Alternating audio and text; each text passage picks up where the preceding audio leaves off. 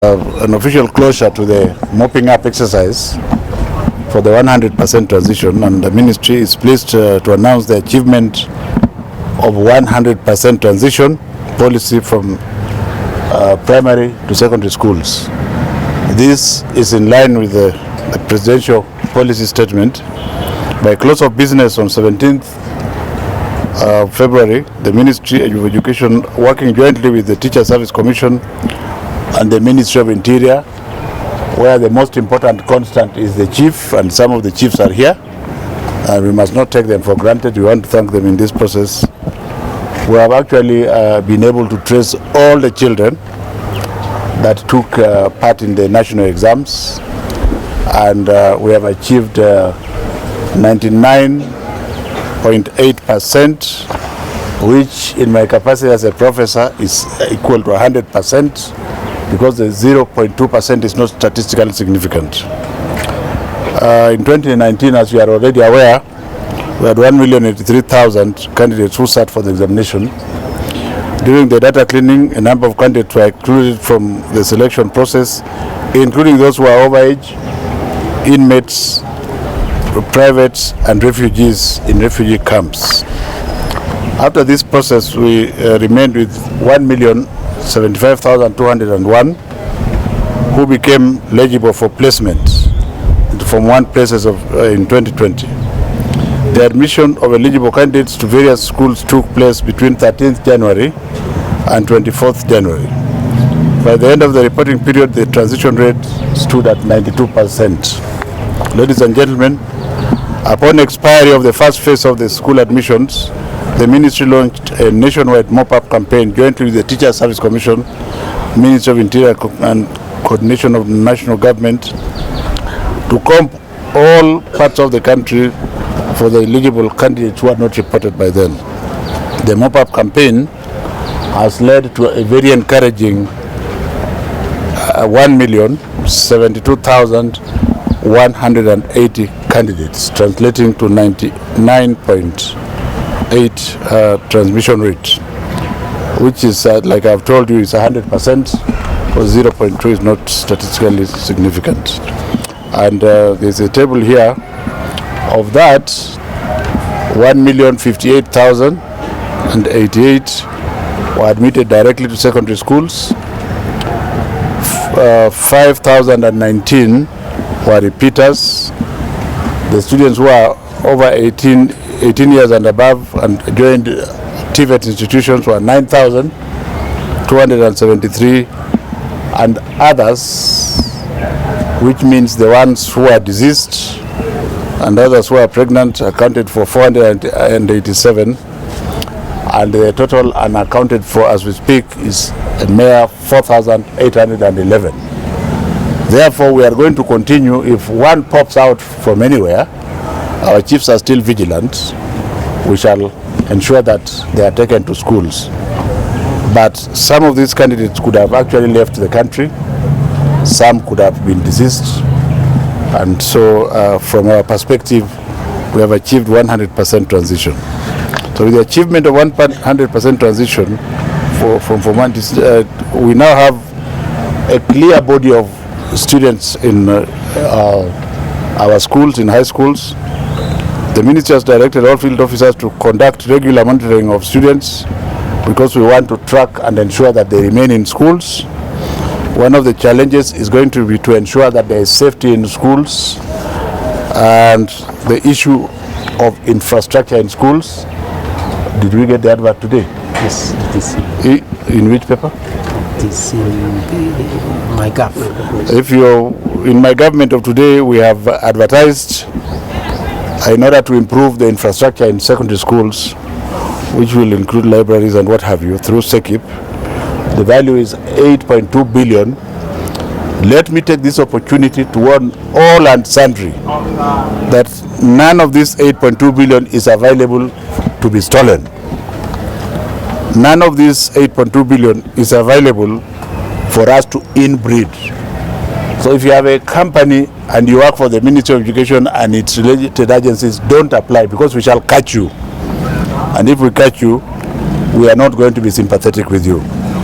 What we intend to do is to ensure that this money is used to the best purpose, for the best purposes that it was meant.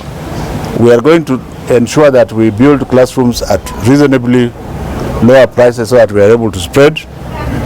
Beyond that, I have been assured this afternoon by the PS Treasury that they are going to release the first tranche of the 1.2 billion from government, and therefore we are going to start also improving infrastructure in secondary schools, and I hope the second tranche is released within the next 2 weeks or so.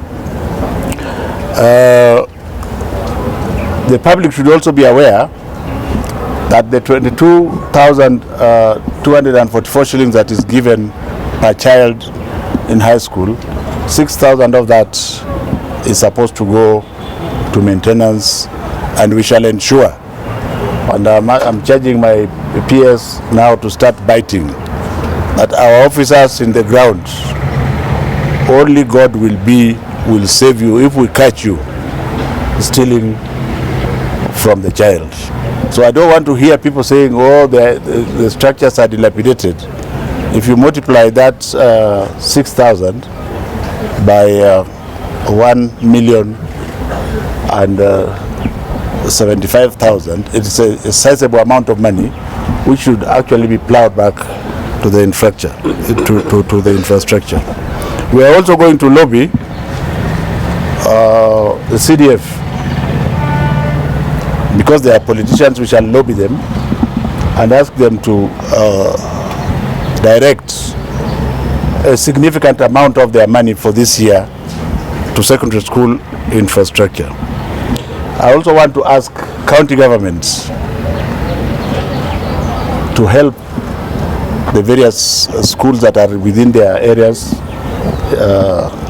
and also I shall not shy from asking the private sector, because each company in the private sector has some community service that they should do. I am going to plead with them to direct their community service for the time being to help us to improve the secondary school infrastructure, in particular classrooms, laboratories, and boarding houses. I would like to leave it there, but just to say that now that we have finished the transition, we shall continue to be on the ground to ensure that school safety issues are addressed. And just for the avoidance of doubt, because we are hearing a lot of noise about the school in Kakamega, the school in Kakamega, the primary school in Kakamega, is an excellent institution. Comparing where I have been to about 200 schools so far, it is one of the best primary schools. It is well built. The staircases are larger than the majority of other schools. The classrooms are large, and the politicians are doing what they are paid to do. They are paid to talk sometimes a lot of things which don't make sense. So we shall use what happened there. We know what happened, but I'm not going to talk about it. We shall ensure that we use the information that we have received from there to ensure that what happened there does not happen again. In schools that have stories, the teachers must guide the children down the stairs, up and down. And that is for the whole nation, in order to avoid what happened there.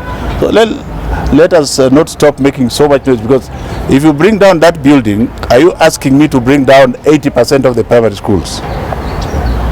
I think I want to stop there, unless you have something that you want to ask for, which is related to what we are talking about. I am going to ask you to disbelieve them, because you see, for me, I'm not a minister who is operating from an office at Yogo. I go to the ground. Are we together?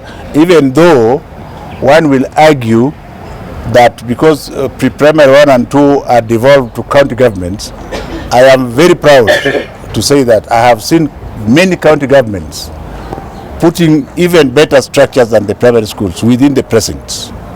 Are we together? So there are people who have a way of doing things which is about 60 years old. For us, we only believe in what we see, so I don't believe it. So do we we have the transition rate. Those who have the actual age from PP1, PP2 to... You should be asking me how many children have enrolled into the primary one this year. It is more than 1 million. And you can go and find out yourself. Also, you should not also operate just on the road. Go to the schools and find out. The standard 1 rooms are full to the brim. And they are not full with chicken or cats. They are full with our children. Are you satisfied? Thank you very much, ladies and gentlemen.